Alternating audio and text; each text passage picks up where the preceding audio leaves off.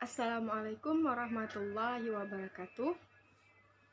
Baiklah, adik-adik mahasiswa sekalian, hari ini saya akan menjelaskan materi tentang hukum acara pidana. Adapun materi yang akan saya sampaikan pada hari ini adalah tentang proses pemeriksaan.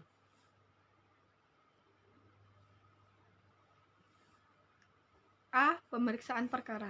1. Asas-asas pemeriksaan di muka persidangan. Adapun asas-asas pemeriksaan di muka sidang pengadilan terdiri dari 4. Yang pertama, penentuan hari sidang dan pemanggilan. Yang kedua, pemeriksaan perkara biasa. Yang ketiga, pemeriksaan singkat. Dan yang keempat, pemeriksaan cepat. Adapun yang kedua, yaitu jenis-jenis perkara pidana. Tindak pidana dapat dibedakan atas dasar-dasar tertentu, yaitu menurut KUHP,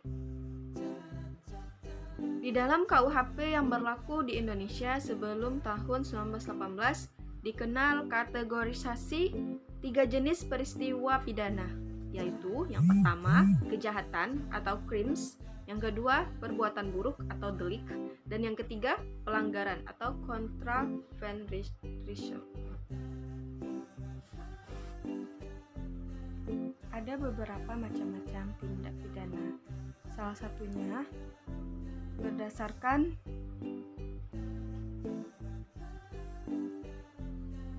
berat dan ringannya pidana yang diancamkan. Maka dapat dibedakan antara tindak pidana bentuk pokok dan tindak pidana yang diperberat dan tindak pidana yang diperingan. Berdasarkan sumbernya, tindak pidana terbagi kepada tindak pidana umum dan tindak pidana khusus. Berdasarkan saat dan jangka waktu terjadinya, maka dapat dibedakan antara tindak pidana terjadi seketika dan tindak pidana terjadi dalam waktu lama atau berlangsung lama, atau berlangsung secara terus-menerus. Dan ada banyak lagi macam-macam dari tindak pidana. Tetapi yang sering kita dengar adalah tindak pidana disebut juga dengan delik. Adapun pada bagian yang ketiga, yaitu acara pemeriksaan biasa, singkat, dan cepat. Acara pemeriksaan biasa dalam undang-undang tidak memberikan batasan tentang perkara-perkara yang mana termasuk pemeriksaan biasa. B. Acara pemeriksaan singkat. Hal ini tertera dengan jelas dan tolong dibaca lagi dalam pasal 203-204 KUHP. Dan maksud saya adalah KUHP. Acara pemeriksaan cepat. Acara pemeriksaan cepat diatur dalam bagian ke-6 bab 16 KUHP atau KUHP. Dalam hal kompetensi pengadilan atau kewenangan, nah kita saat ini memasuki pada bab 4 atau bagian keempat, yaitu kompetensi relatif dan absolut, di mana pengadilan memiliki kewenangan untuk mengadili suatu perkara. Di pengadilan ada 2 macam kompetensi. Yang pertama yaitu kompetensi relatif dan yang kedua adalah kompetensi absolut.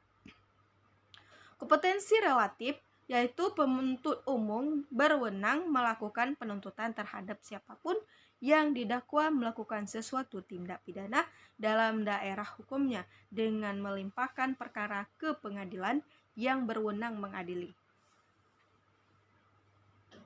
Sedangkan apabila dalam hal perkara pidana itu tidak termasuk wewenang pengadilan yang dipimpinnya, tetapi termasuk wewenang pengadilan negeri lain, ia menyerahkan surat pelimpahan perkara tersebut kepada pengadilan negeri yang lain yang dianggap berwenang untuk mengadilinya. Adapun yang kedua yaitu kompetensi absolut.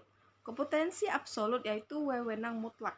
Artinya menyangkut kekuasaan antar badan-badan peradilan dilihat dari macamnya pengadilan, menyangkut pemberian kekuasaan untuk mengadili. Artinya Badan peradilan macam apa yang berwenang untuk mengadili perkara? Baiklah, adik-adik sekalian, cukup sampai di sini dulu materi yang dapat saya jelaskan pada hari ini. Saya tutup dengan lebih dan kurangnya mohon maaf. Assalamualaikum warahmatullahi wabarakatuh.